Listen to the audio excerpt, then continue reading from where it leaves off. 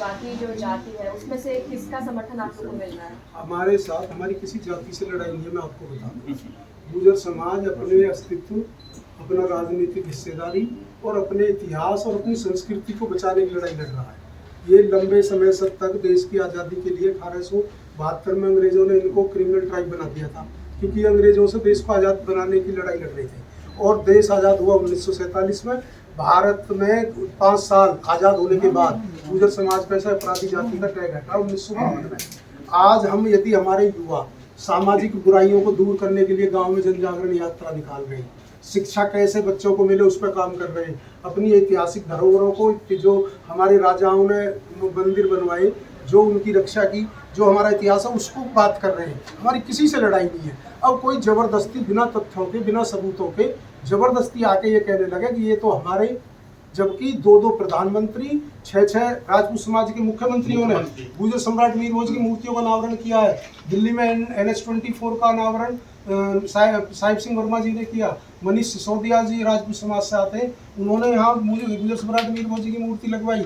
अक्षरधाम में अटल बिहारी वाजपेयी ने गुर्जर सम्राट मीर भोज की मूर्ति 2002 में लगवाई। जब देश आज़ाद भी नहीं हुआ था, दादरी में 1942 में 6 कॉलेज गुर्जर सम्राट मीर भोज के 3 मूर्तियां लगी हुई हैं। मोदी जी ने ग्रेटर नोएडा में लगवाई। त्रिवेंद्र रावत राजपूत समाज से हैं, उन्होंने उत्तराखंड में लगवाई।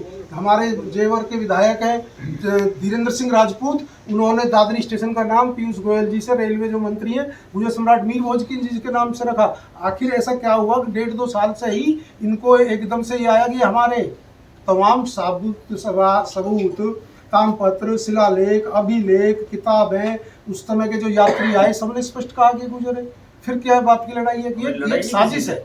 हमारी किसी समाज से लड़ाई नहीं है, हम तो अपने अधिकारों के लिए लड़ रहे हैं। और उसी पंचायत में ये मांग जो आपको बताई थी, ये हमने अपने समाज की मांग रखी, किसी समाज से हमारी लड़ाई थोड़ी है।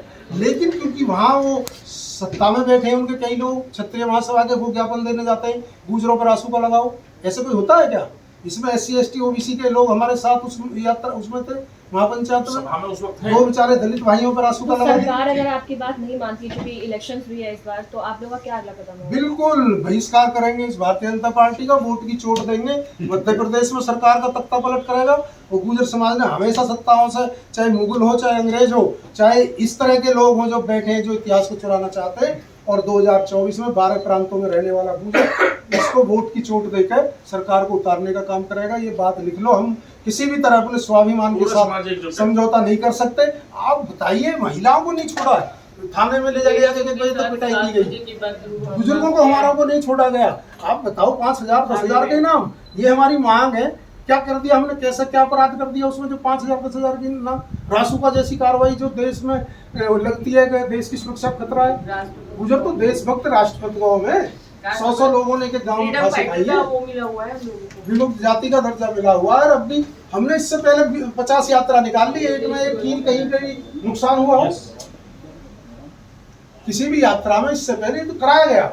इसमें लोग शामिल थे। कितने लोग मिलके यात्रा निकाल रहे थे? 50,000 लोगों की सभा थी, यात्रा नहीं निकल रही थी। 50 से 70,000 परमिशन में, लेकिन महापंचायत में फोर्स नहीं लगाई गई।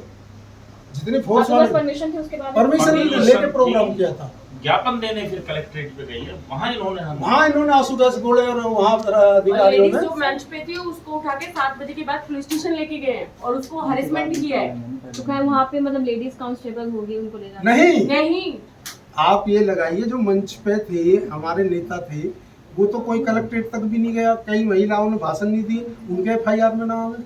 4 महिलाओं के नाम FIR में, उन्होंने कोई स्पीच नहीं दी, कह दिया कि उन्होंने हेट स्पीच करी। 12 तारीख को आपने बात की, कितना समर्थन मिल रहा राजनीतिक पार्टियों की बात की जाए और समाजों की बात की जाए?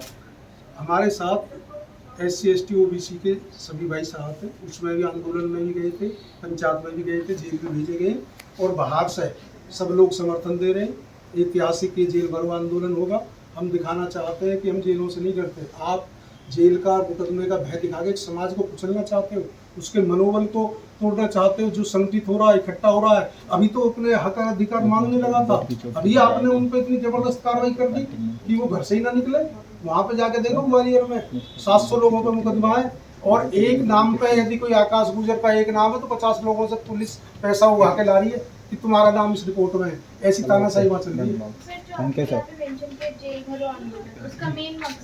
उसका मेन मकसद है हमारे जो साथियों पर फर्जी मुकदमे लगाए गए हैं, जो रासुगत कार्रवाई की गई है, जो इनाम रखे गए हैं, यदि ये वापस करते हैं तो हम इस पर विचार करेंगे, जेल भरो आंदोलन नहीं करेंगे। यदि निर्दोष भाइयों को इस तरह प्रताड़ित किया जाएगा तो हम ही बाहर क्यों रहें? पूरे गुर्जर समाज में फांसी लगा दो ना। यदि गुर्जर सबसे चिढ़ है तो सारे समाज को फांसी लगा दो, सबको जेल भेज दो, तो हम सब जेल जाने को तैयार हैं। लेकिन हम अन्याय बर्दाश्त नहीं करेंगे अपनी बहनों पर, अपने समाज के युवाओं पर, अपने समाज के बुजुर्गों पर। Okay sir, thank you. Thank you.